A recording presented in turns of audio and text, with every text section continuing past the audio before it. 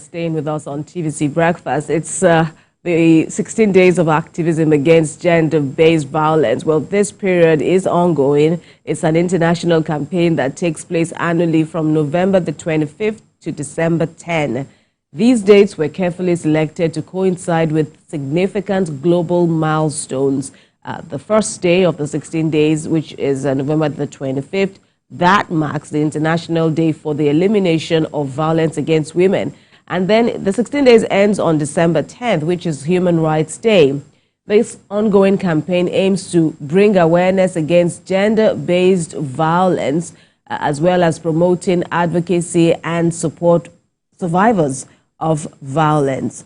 Gender-based violence includes physical, emotional, sexual, human trafficking, and female genital mutilation, among others. The 16 Days of Activism Against GBV is a global campaign aimed at drawing attention and seeking solutions to the pervasive challenge of gender-based violence and the many factors that enable and underpin it. From cultural issues and mindsets to the lack of legislation and weak enforcement where laws exist, to structural challenges like the underrepresentation of women in decision-making and the acute shortage of safe spaces. This year's theme, Unite to End Violence Against Women, isn't just a catchy slogan. It is a powerful rallying cry for accountability on action. It's a call to arms. We need action, not words. She's setting a stage for whoever will come in later to have a defined role to play in bringing the feeling, the yearning of the masses, of the citizens, to the corridor of leadership, so that we'll have a better society. Our role as leaders is to continue to see how we can advocate for, stronger policies, framework, and resources to prevent gender-based violence. Yes, the ministry might not have the ample resources at all times, but platforms like this, engagement like this, has a long way to go.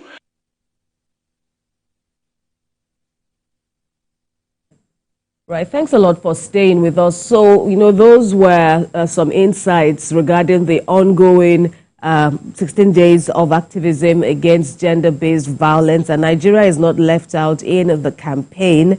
Let's talk about where we are, what next, on this movement. With us in the studio is lawyer and activist Tony Taiwo-Ojo. Good morning, and it's good to have you join us on the program. Tony Taiwo-Ojo is the General Secretary of the African Women Lawyers Association, and you're also the coordinator of the Nigeria Bar Association Women's Forum, Otta branch, right? So this is, you wear a lot of hats.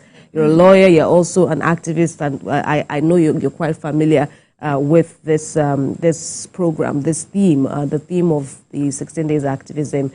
Perhaps I know that you also followed the Femi Olaleye case. That is in the news. It's all over, as the appeal court has quashed the life sentence, because this time last year it was celebration in the world of activists, when he was sentenced. But now we're having the appeal court see things through different eyes. What do you think?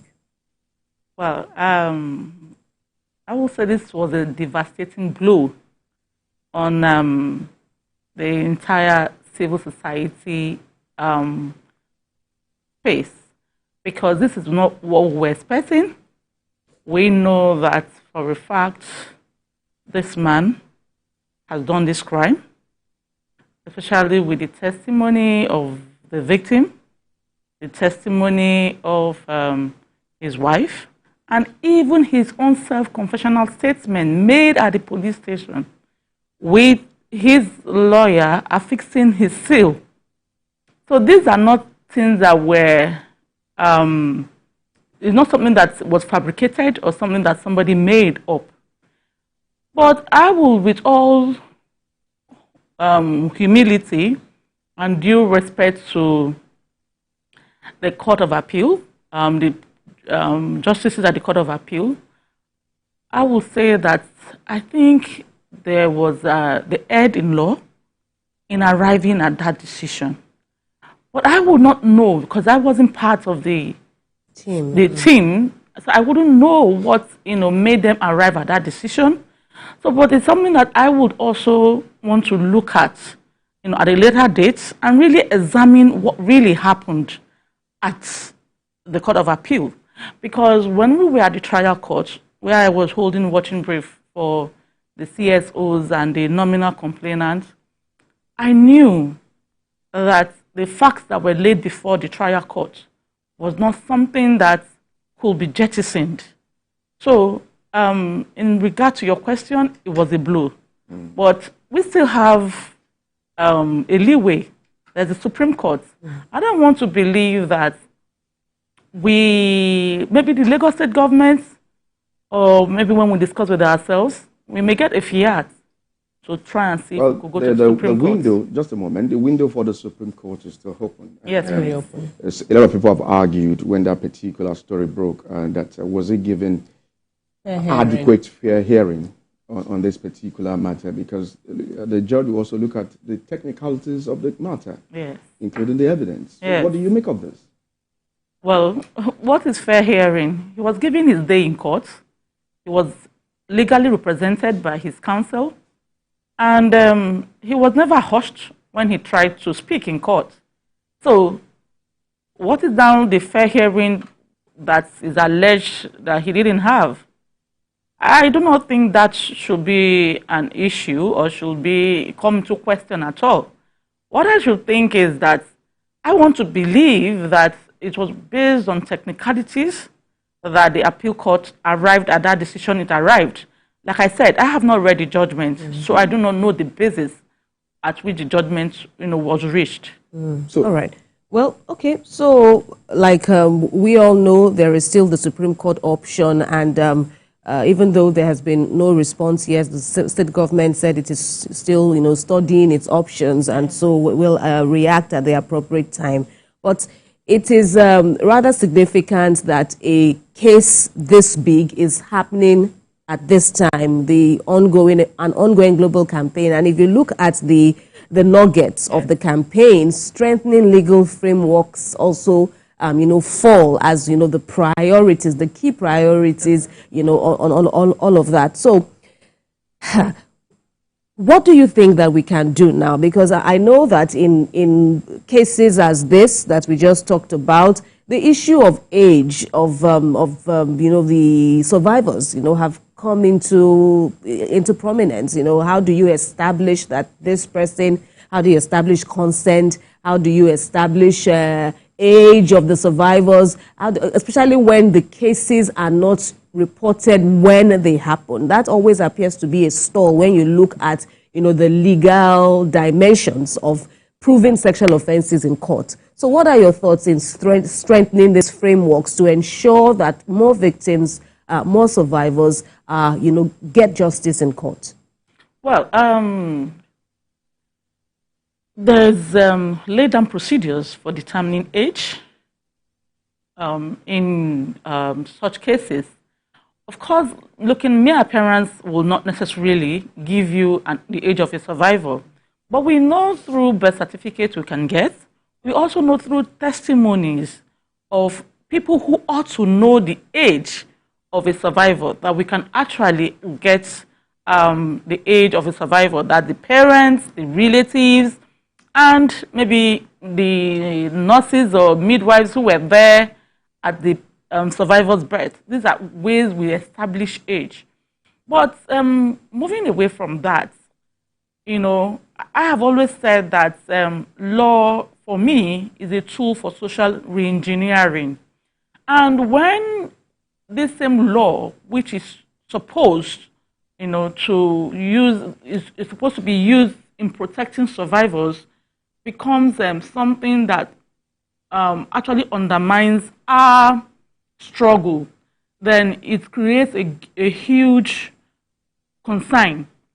Because if you look at what is happening right now in the gender space, especially when it comes to social activism, you realize that more and more people are getting away with crimes of such. And that is because we are basing our judgment on technicalities.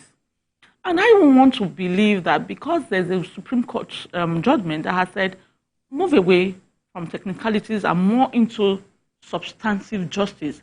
I think our law court should look more at that, because for crying out loud, every single day, 145 women are killed globally, and most of it from sexual and gender-based violence by intimate partners. So when we begin to astray and look at only technicalities in arriving, at our judgments, we are doing a disservice to the women who die in their quest, to be human, just to have a life. I also want to believe that this fight is not just a fight for women. It's a fight that concerns every living human being, because women are the ones who procreate life. Without women feeling safe, without women getting to the optimum they are supposed to get to, because their lives are cut short by the society, because if the society enables it, then society is responsible.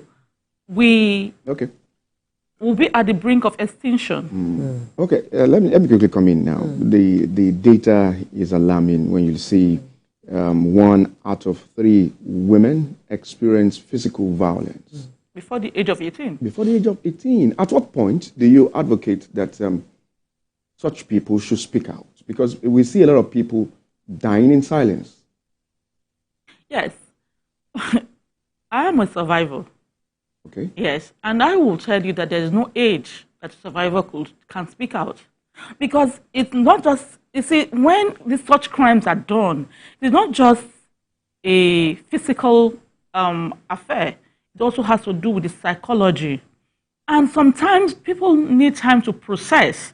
We actually advocate speak out as earliest as possible. Do you understand me? For you to be able to get legal justice.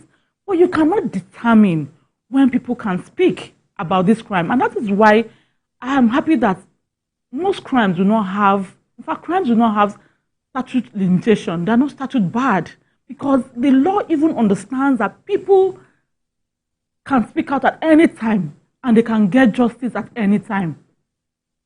So, in regard to your question, well, earliest as possible, but there's really no time frame for people to be able to speak out against a crime. How will you assess the progress we are making as a country?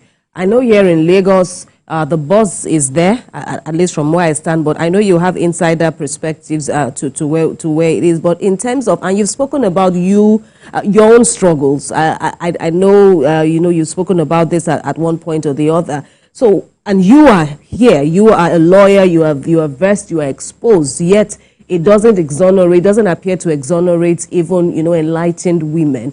So how will you rate the progress that, Nigeria is recording against GBV? Well, I don't want to go into statistics, because statistics says that we're progressing. That's what statistics say.